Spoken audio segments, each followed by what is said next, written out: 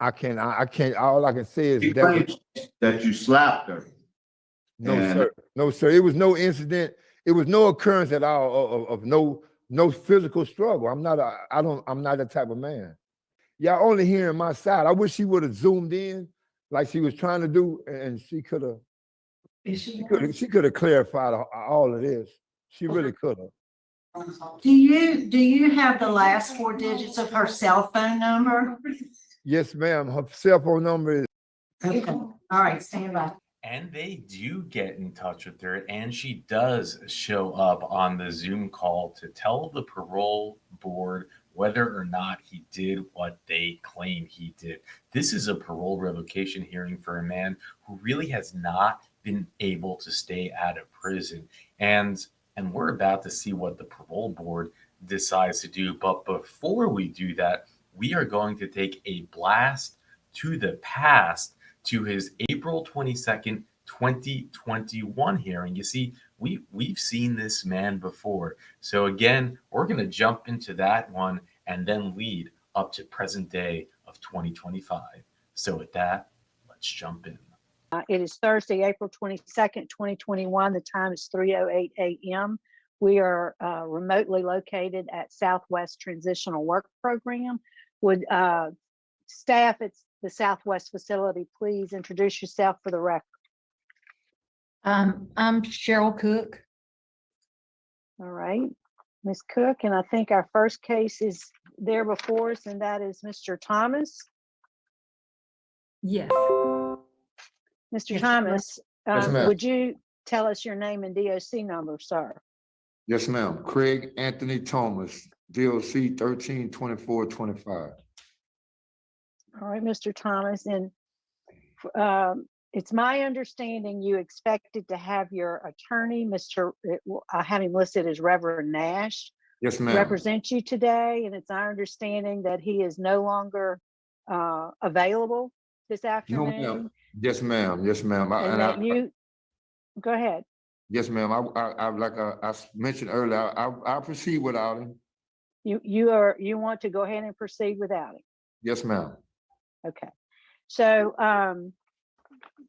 my name is Cheryl Renatza, serving as chair of today's parole panel with Mr. Tony Marabella, Mr. Victor Jones. Okay. I will read some information into the record, and then we'll start the interview process with you. Mr. Craig, you're classified as a 5th felony offender. You're currently serving an 8-year sentence for distribution of cocaine, distribution of methamphetamines. You have parole eligibility is October 3rd, 2021. Good time is April 22nd, 2022, with a full term date, October 4th, 2027. Is that information correct? Yes, ma'am. Okay, so I'm going to start the interview process with you, Mr. Thomas. So how old are you, sir? I'll be 51 tomorrow. Oh, happy birthday. Thank you. Mr. Thomas, you're, as I mentioned, you're classified as a 5th felony offender. So you've been on supervision before, right? Yes, ma'am. And you have I looked through all the facilities that you've been at throughout since 1990. You've been all around, everywhere. Yes, ma'am. A lot of places. A lot of But places. you've been revoked at least 5 times. Yes, ma'am, I have. And on this period of incarceration, it looks like you've been in jail about 9 months. No, ma'am. I've been here. I've been here 9 months. I was incarcerated. August of 2020 or June of 2020. I think June of 2020. Yeah, that's what I don't know about. That's when I show you haven't been moved to Calcasieu in June of 2020. You were released in June of 19, and then June in 2020, you're shown as having been at Calcasieu Correctional Center. Okay. Yes, ma'am. Yes, ma'am. For a new conviction. Yes, ma'am. So it'll be a year, I guess, in June. Yes, ma'am. Of an 8-year sentence. No, ma'am. No, ma'am. I'm saying yes, ma'am, but no, I mean, no, ma'am. You are trash. I can't. I'm trying to I got arrested in 20. Was it 20? Yes, ma'am, Yeah, it this was. is It was. 2021. Yes, ma'am, it Mhm. was. It was. I just had a mental. Yes, Yep. ma'am. Okay. So these are what I show as your prior offenses: aggravated criminal damage, possession with intent to distribute cocaine, simple burglary, another possession with intent to distribute along with illegal possession of stolen things, and then this particular drug offense. Yes, ma'am. So what's going on in your life? What's all that about? Man, I've been dealing with a bad addiction for a long time, and when I come to jail, you know, it's like a sleeping tiger, like they say, a sleeping tiger. I'm not gonna try to sugarcoat it. And the only thing, I mean, I'm up in age now, and that's the only thing. That's really the only thing got me humble, you know, and pushing Right. So you forward. do good when you're in a structured environment, but when you Yes, go back on ma'am. the street, what happens? What do you think? I mean, you've only been in jail less than a year, so you can go back to the same thing? No, ma'am. No, ma'am. I've started a good little trend. I've started working. I've found a little religion. I found a little Mhm. peace. I'm gonna say it like that. Mhm. I'm at peace. I'm Are at you peace. working now? Yes, ma'am. Matter of fact, I start working tonight at Golden Nugget, at the casino out here. What you gonna do there? You know? I'm gonna be heavy stewarded, like going in after it's closed, cleaning up all the restaurants, the grease Mhm. stuff. Right. Yes, ma'am. Good. What kind of job did you have when you were on the street? I'm a cement finisher. That's my trade. I'm a cement finisher by trade. And I did a lot of. I was working at Alfred Miller Construction out there for a little while, and then I left Alfred Miller and went to. I turned myself into a detox place, Lake Charles Mhm. Mental Health. But just being honest, after a few days there, I couldn't. You know, the temptation of it. I just, you know, I've been dealing with that addiction. That addiction is. Yeah. It's So not. you It's left not. that mental health center to go back out and get you Yes, some ma'am. more drugs. Yes, ma'am. That's pretty Yeah. much. Yeah. You remember when that was? What year? That was. How many years ago? Yeah, it was years ago. That was.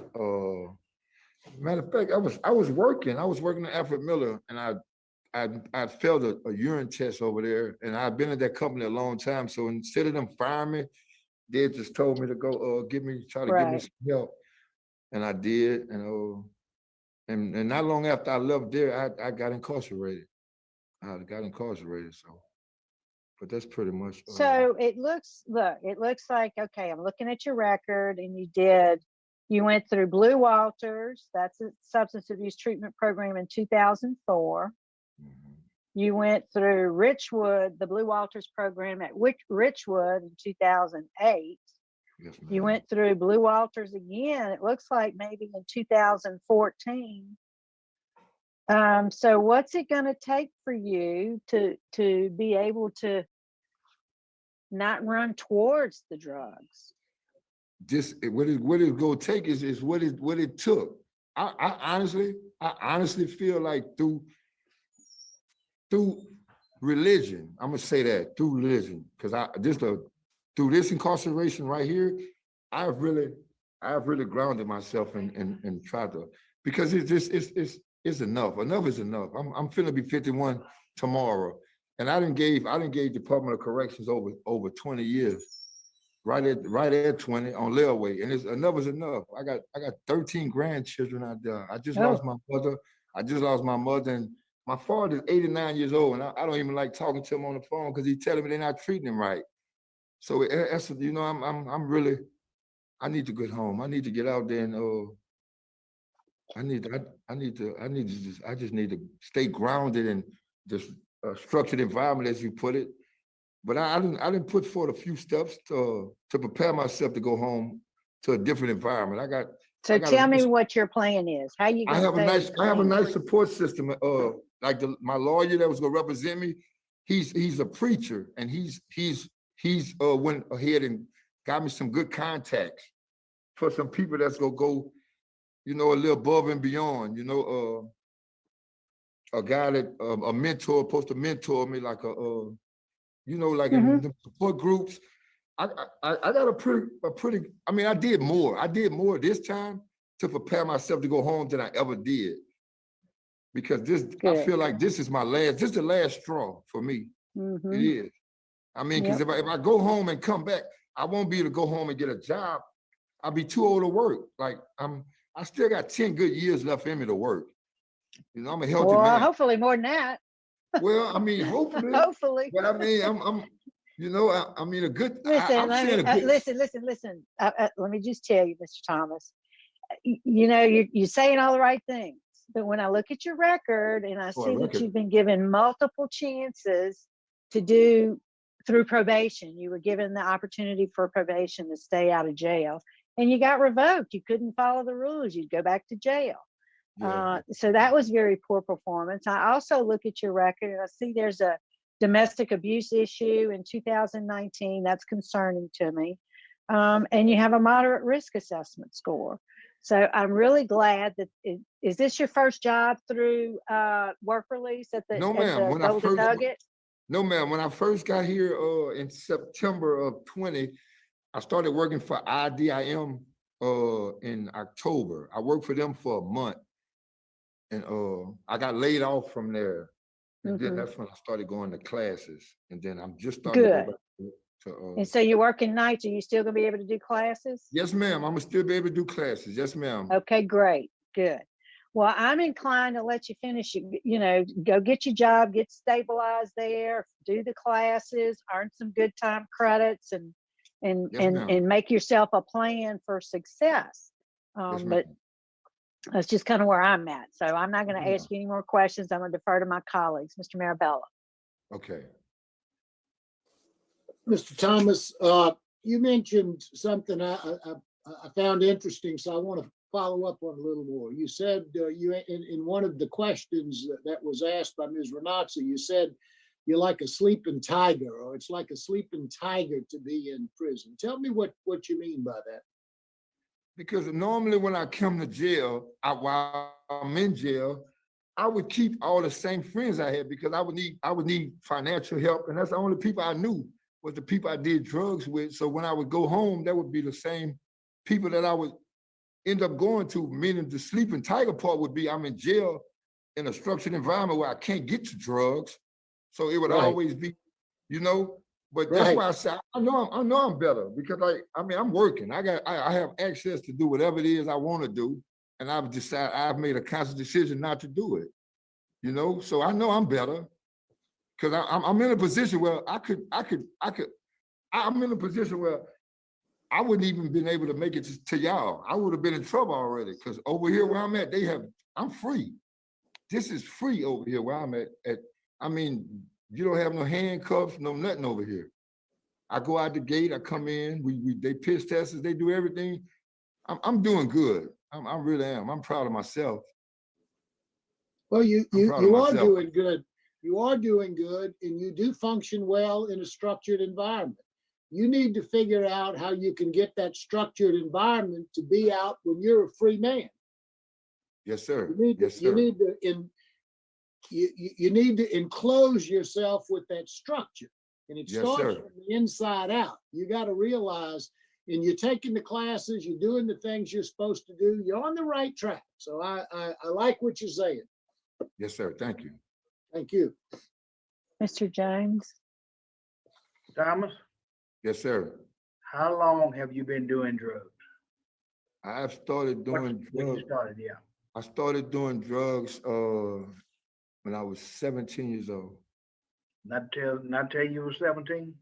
I started when I was 17, yes, sir. Until 17. So we're looking at about 37, 38 years. Yes, sir. You got an uphill battle. Yes, sir. Yes, sir. And I'm gonna be honest with you, Mr. Jones. It's a hell of a fight. Yep, It's a hell of a fight. And I'm happy that you in the transitional work program to get a chance to make you some money and Yes, everything. Sir. And I'm glad to see you go to work at the Golden Nugget. Is that supervised while you're working? Yes, sir. That's supervised. Be careful. All I can tell you, be careful. Yes, sir. Good job. Yes, sir. We don't want nothing to happen to you out there that follow you back to jail. No, sir. No, sir. No, sir. No, sir. How about mental health evaluation? Have you had one lately? No, sir. I haven't. When I was first went to the, okay, Miss, I don't want to say her name wrong. Miss Cheryl had mentioned something about the moderate risk thing up here. When I first got here and I went to the classes, you know, they was pretty much asking you, they would ask us what was to assess us, they was asking what was going on with us. And I was honest with them and I told them, due to an addiction, you know, I deal with a lot of anger issues. Not with people, with myself. I'm mad at myself, Mr. Jones. You know, I let a lot of people down, but I mean, mostly myself. But have you taken any anger management program? I spoke with them and this is what they told me over here. They said, you have to go to reentry first before I can be put in an anger management class. And I only was able to take the Living in Balance 2 so far since I've been here, but I'm on the list to go to reentry starting next week, I think. The lady had just told me. Well, you realize you got a problem with anger, even though you anger at yourself, that could be a problem for you. It is, but that's a problem. Yes, sir, it is. So you need to try to make sure you get that program before you release that anger in anger management. Yes, sir. I asked. I inquired about it. I asked. I did. You know, being that long on drugs and everything, you got a pretty good obstacle to overcome. Yes, I do. I really do. But you have a lot of good reasons to do the right thing. Yes, sir. I can't think of them 13 them grandbabies out there. Yes, sir. 13. That's 13 good reasons for you to do the right thing and get back home to try to help them and steer them in the right directions. Yes, sir. Because I'm sure they struggle too. Yes, sir. And with the pandemic going on, it's a real struggle. Well, apparently, if you're a cement finisher, you was a cement finisher, you said, on the outside. Yes, sir. That's hard work. That's hard work. But it's honest work. Yes, sir. It's hard but honest work. How about physical health? You in pretty good condition? Oh, yes, sir. I'm healthy. I'm healthy. Yeah. No health issues at all. Okay. I've been blessed. Great. No other questions, Madam Chairman. Thank you. Ms. Cook, is there anything you can add? Not much, ma'am. He's been doing really good. And like I said, he's just fixing to start going back to work now. And but we haven't had any problem. He's done very well here. Good to hear. Thank you, ma'am. Thank you. Mr. Thomas, anything you want to say to us before we vote? No, ma'am. I just thank y'all. I thank y'all. I appreciate the opportunity. And I thank y'all, man. I really do. I mean, because this is an opportunity. Like you said, I'm looking at my record. A lot of guys don't even get this opportunity. You're right. That's right. So You're right. You're so right. So when I got here and I inquired about it, and they told me, keep your nose clean, you get a chance. I did it, and I got the chance, and that's all I wanted was a chance. Thank y'all. Well, I'm glad to hear you say the things you're saying. But as I mentioned to you, I think that you're in a good place right now. I'm thankful that you're there at that facility to give you the opportunity to work and at the same time still do programs. You know how many people don't get that opportunity? Yes, ma'am, I know. So I want you to go to work. I want you to keep that job. As Mr. Jones says, you're going to have some temptations there, and you just got to stick to it and don't get in trouble, and take your classes. You'll get some extra good time. You'll be out early. But I'm going to vote to deny you today because of your criminal history. I do wish you well. Good luck to you, sir. Okay. Mr. Marabella, you're on mute.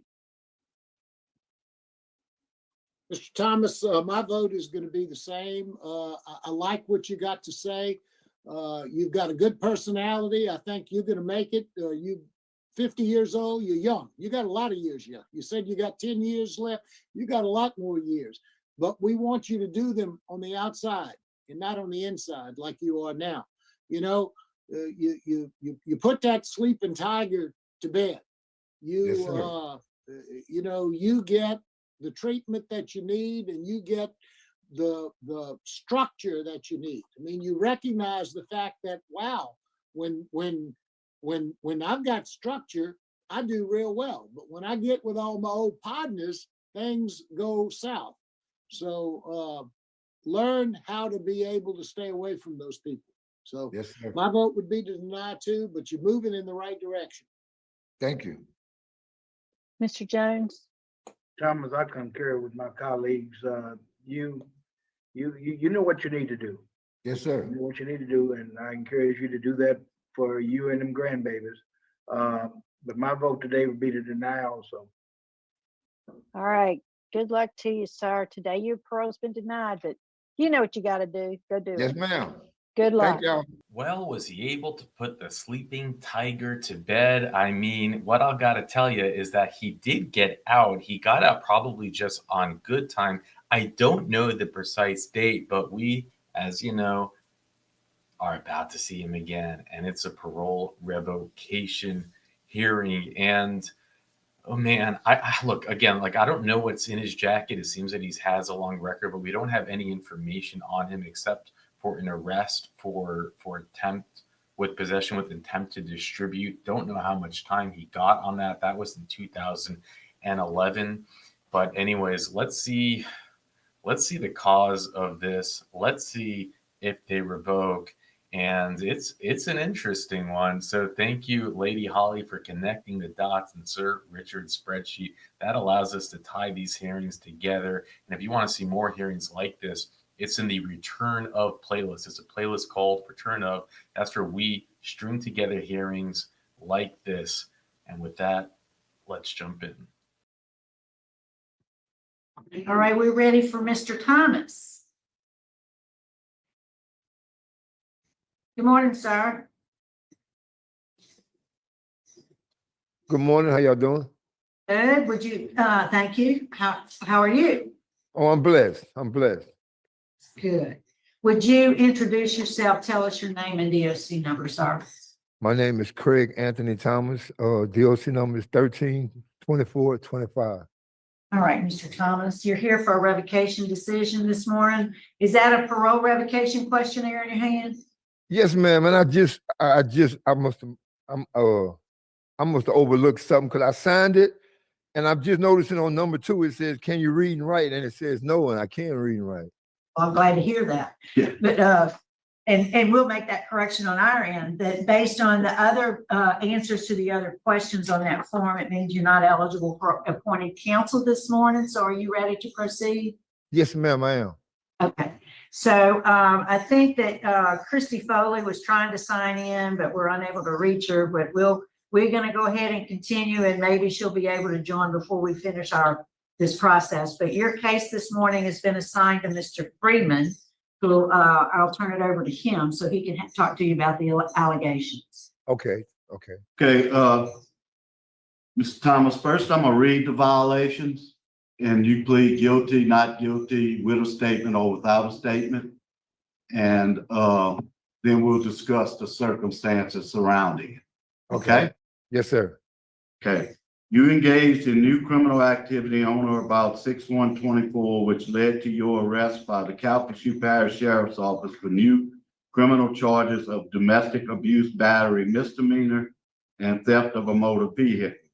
On December 12, 2024, you pled guilty to theft under $1,000 and was sentenced to 6 months in the parish jail with credit for time served. The charge of domestic abuse battery has been dropped by the district attorney in the 14th JDC due to no cooperation from the victim. How do you plead to the first violation of the theft? I plead guilty. I plead guilty with a statement, if I may. Don't make your statement. It was this arrest was clearly just a bad communication thing, because I had just moved to the Sis Trunk address, and my landlord had approved us to rent the own thing, and I was on a lease, and my stepdaughter's vehicle had been parked in the yard for a long period of time. So the landlord had put a note on the door one day telling us that it was like a brief of contract. So me not understanding the law or whatever, I did it wrong. My landlord told me to remove it and I removed it. And it resulted in my stepdaughter not even questioning us and like somebody stole it and made a report.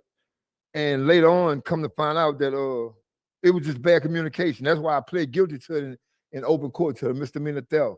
It was just bad communication because the vehicle was in my stepdaughter's boyfriend's name, and I just did it wrong. I did it totally wrong.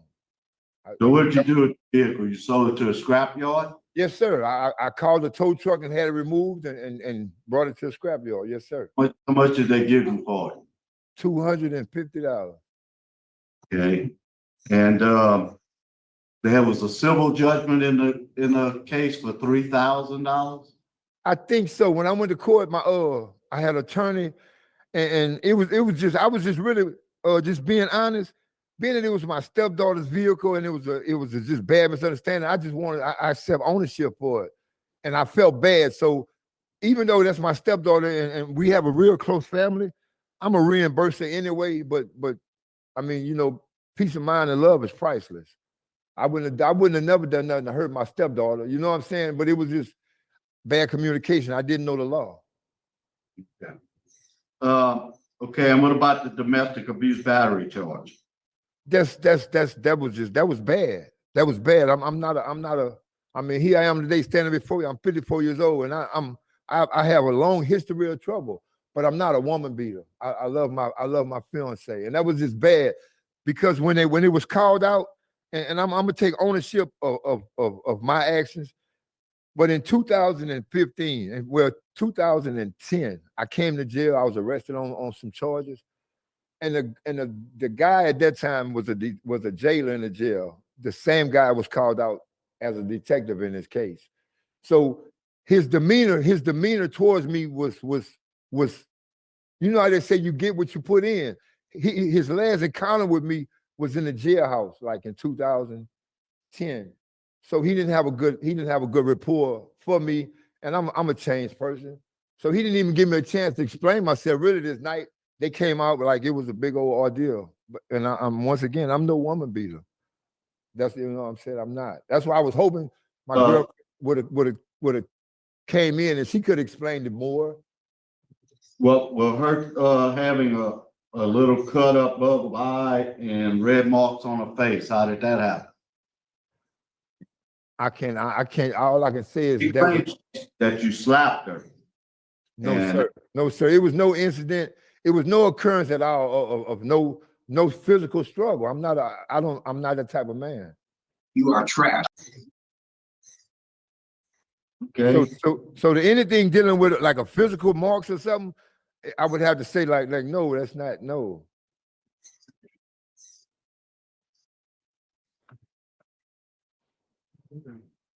Let's see, according to CPSO, she told deputies, according to the report, Christy Foley told deputies on 4/30/24 that her live-in boyfriend, Craig Thomas, struck her on the back of the head with an open or closed fist. Thomas had already left the residence at the time. Foley told deputies that she has dealt with this abuse throughout their 12-year relationship. And then they went on to say deputies didn't observe any physical damage and that they encouraged her to get a protective order. So she was lying to the police? I don't want to stand before y'all and say that the police report was fabricated because y'all only hearing my side. I wish she would have zoomed in like she was trying to do, and she could have clarified all of this. She really could have. Do you have the last 4 digits of her cell phone number? Yes, ma'am. Her cell phone number is Okay. All right, stand by. This is not the correct number.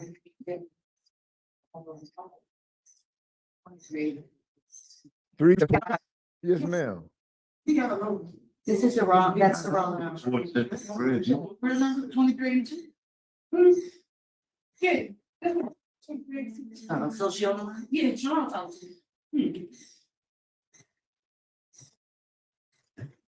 but you have a lot of good reasons to do the right thing. want you to do them on the outside I and not can't on the think of it. inside Them like you 13, are now. them You great know, I'm ones thankful out that there. you're you- there you- at that you put facility that to give you the sleeping tiger opportunity to to work. bed.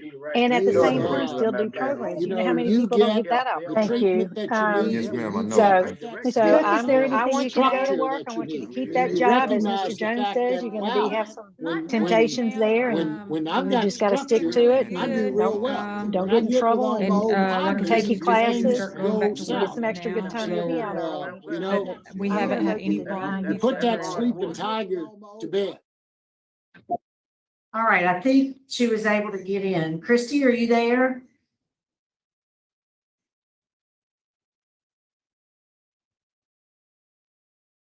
You have to unmute your phone.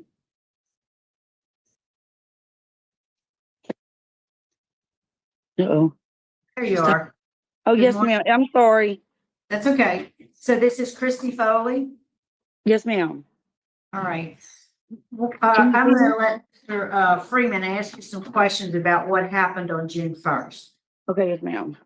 Okay, Ms. Foley, I'm reading from the arrest report now.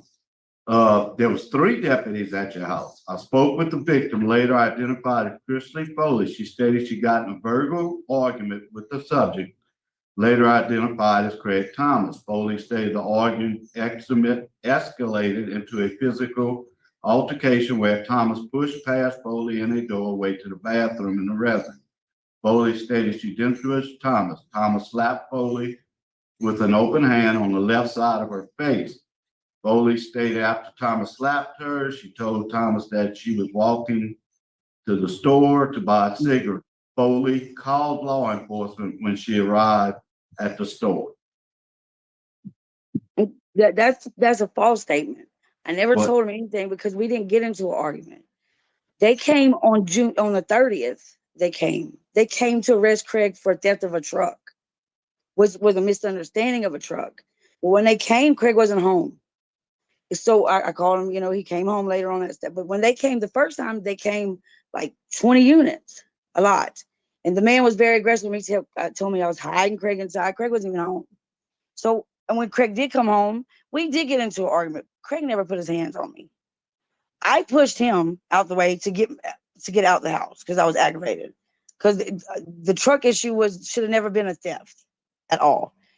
So when I got down the road, we don't live far from the store, and I'm a heavy set girl, and it's hot outside. As soon as I round the corner, he was sitting right there. So he harassed me the whole way to the store. He kept asking me why my face was so red. I said, "Sir, it's hot out here. I got a long sleeve shirt on and jogging pants." And he said, "Oh, so Craig must be home." I said, "Yes, sir, he is home." So he kept saying, but on the 30th when they came, it was like noon. He told me if I didn't call when Craig got there, that he would make sure I went to jail until Craig turned himself in. This man has hated Craig for a long time because Craig's passed. A long time. When Craig lived in Lake Charles. But Craig has been doing so good. He had a good job. We just got this house. And Craig didn't hit me at all. Now we were fussing about, life things. But I signed a piece of paper, sir, a yellow piece of paper. There was 3 papers, a white, a pink, and a yellow. I signed that paper and told that man, Craig should not be taken for domestic violence. No one said he hit me. And that man told me he was going to take him anyway. He's been on Craig and he's taking him. I got the yellow piece of paper. I can't find it. But there was 3 papers. And I got the yellow copy. And I showed the lawyer and everything. Craig never hit me at all. I pushed him. And I told the officer, I said, well, domestic violence, we should have both gone. He said, no, not you at all. And I pleaded with that man. I said, Craig never hit me. And I signed the paper. I do not, never touched me and everything. I got the yellow copy. I never Did told that you man. call police or they were just there? Well, he told me if I didn't call him and tell him they were there, that it would be on me as the theft of the truck too. We would both go. The theft, it shouldn't have been a theft of a truck. My landlord wrote a letter to whoever, the DA. Cops. Answer my question. Did you call the cops? Yes, I had. He made me call when I got to the store. Yes, sir. Oh, so he was with you? Who was with you? He made me follow me to the store while other units came out to my house. He followed me all the way to the store. And my daughter and them met me at the store. Police followed you? The police followed you? Yeah, yes, sir, because he wanted to know where I was going. And I told him to get cigarettes. And he said, why is your face red? I said, sir, I'm a big girl. I'm a heavy set woman. And it's hot. I got long sleeves on and some jogging pants. And it's hot. And he said, well, Craig's home. I said, yes, sir, he's home. He said, well, you need to call and let him know. Why call and let him know when there's units flying by When me? you call the cops, you call Craig? Sir? You didn't call the cops, you called Craig? No, I had to call and let he said call 911, let him know that Craig's back at the house. So I did what he said. Why would he do that and not just do it I on? had well, he told me if I didn't call them when Craig got there, that I would be going to jail too. So Okay, I did what he said. gotcha. I did exactly what he said. So that was on But I April, had no marks on my face, no that was on nothing. April 30th. No, that was on the first when Craig got arrested. They came on 30th to arrest him for the truck. No one called for domestic violence. When that Right, man listen, it says on April 30th, at about 3:26, the deputy was dispatched to your address for a disturbance. The deputy was met at the door by you. You initially advised that they had just missed the suspect, Craig, I guess about the truck, in a white Dodge. She stated that he had been beating on her door for some time, and when she finally opened the door, Thomas forced his way inside.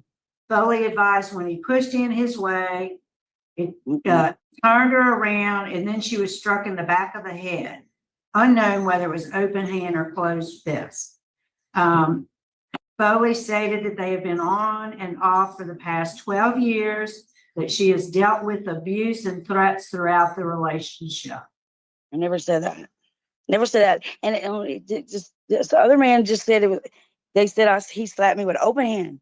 Craig never touched me at all. Period.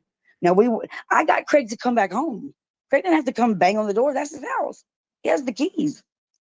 Maybe I can help here. We're talking about two different domestic calls, right? Yes. No, that- sir. They came Well- out on the 30th. They came out because my daughter made a report for the truck being stolen.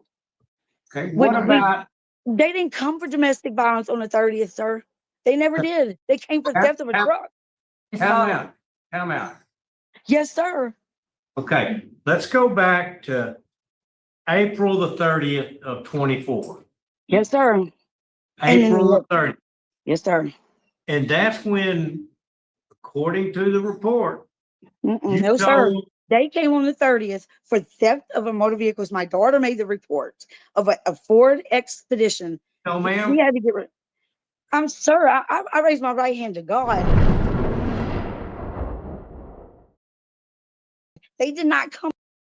wait just a second. Let me just tell you what's on here and you can help straighten me out. Okay? On April the 30th of 24, the police came and that's when the conversation, do you agree the police came April the I 30th? do agree the police came because my daughter called them and made a Okay. report. That's when the police report says you told him you had 12 years of abuse and he's done all these things. Okay. No, I did Did not that- tell that man that. I never spoke about Okay. that to that man. Okay. They kept And my when- dog was behind. When was the truck reported stolen?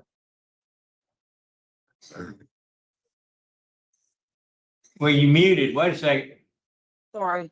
On the 30th, my daughter, Destiny Foley Phillips, April the 30th. April the 30th. It was probably around 12, 1 o'clock, 2 at the latest. And Okay. she reported the truck stolen because it's her ex fiance's name. It's not even in Right. my daughter's name, but the truck was missing. Okay, and that's And they came Okay. to my house. truck got towed away, sold for scrap. Exactly. Did Mr. Thomas give y'all any money for that truck No, sir. when he sold it for scrap? Did he tell you he had sold it for scrap? Or did y'all think it was stolen? Did we what? Did y'all think it was stolen or did you know he No, I sold it? knew my landlord wrote a letter to the DA. I I had understand. to move the truck The truck had to go or we were getting evicted. Did you know Mr. Thomas stole the Yes, truck from the scrapyard? Yes, I did. And that wasn't what y'all was arguing about. No, sir. We had to get rid of the truck. Now then, let's fast forward Mhm. another month to June the 2nd. Okay, June the 2nd. That's why we're June here 2nd. today. Okay, April June 30th and 2nd. June 1st. June 1st or 2nd. The Oh, no, reports. I'm thinking, no, no, they didn't come on April for the truck. They came, Craig, That's what when I'm was that? talking. They Okay, came at 12. now you understand why I'm so screwed Yes, up. sir. I'm thinking April, That's May, an June. old. Yes, but Don't interrupt me. Hush, please. Please, listen.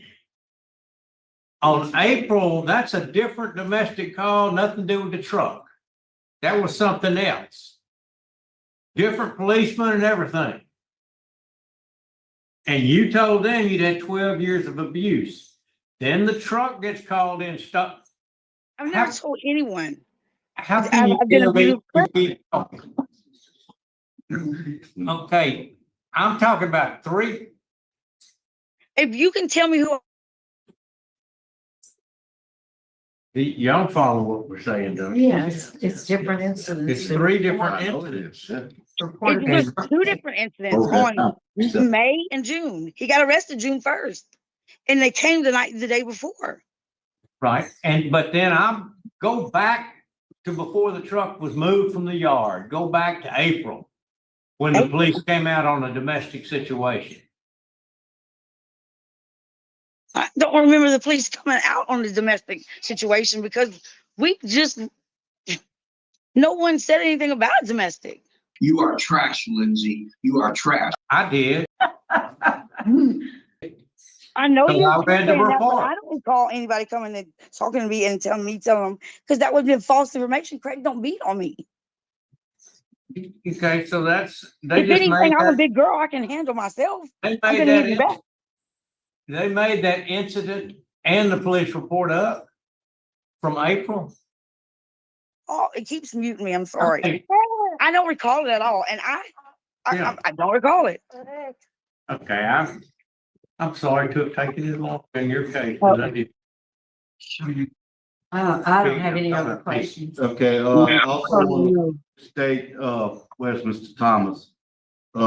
Condition number 10 on the fees. How did you plead to that charge, Mr. Thomas?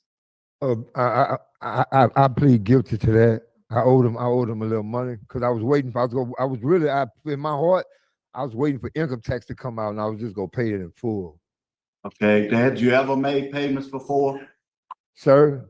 Have you ever made any payments before? No, I just been home. I just came home in December. I just started working at a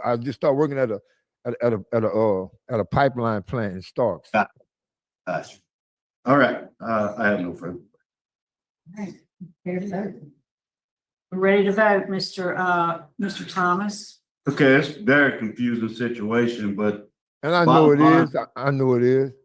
you did plead guilty to the car theft, but you admit that you took the car and sold it. Yes, So I did. I did.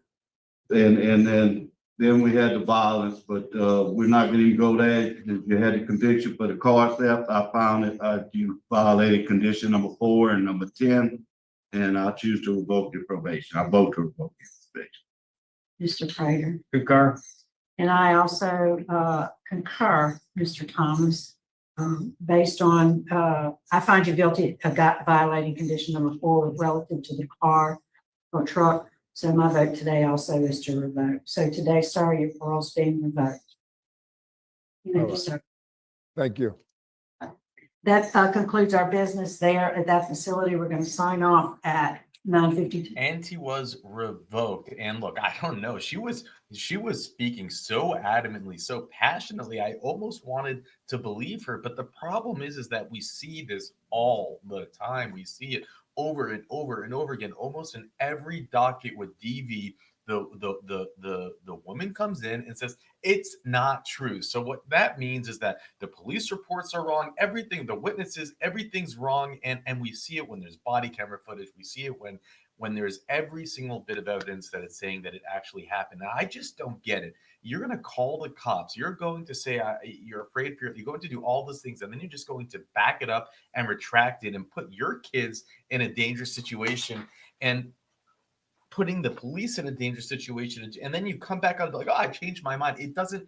There's something wrong with that so much that it. And look, I know people say, man, dude, don't understand. You know, DV, they're the victims and they need help and they're in this situation. And I get it. I agree. There's a lot of you in the chat that have been in this situation once or twice in your life, and we should feel compassion and empathy for the person. But I think we're still allowed to feel frustrated while we see it from the outside, because I don't think anyone wins. It would just be, if you were to say, let them, it would just, it's just feeding into the problem, I think. But I'm happy. We're not an echo chamber. Feel free to admonish me for not taking this, for throwing in the emojis or whatever. I need feedback. This isn't a live audience. I don't know how you guys feel about it unless I can read about it in the comment section or an email. But anyways, the bottom line, again, it comes down to selling the car. And I don't think there's anything else that could have gotten him to sell the car except for falling back on the wagon. That's just my opinion. People, you get desperate, you lose. And did he say he had only gotten back in December? Did I hear that correctly? Did it take him that short of a period of time from getting out? Does that mean was he in work release all this time from 2021 until December 2025? If that's true, that's just crazy. This is an epic failure.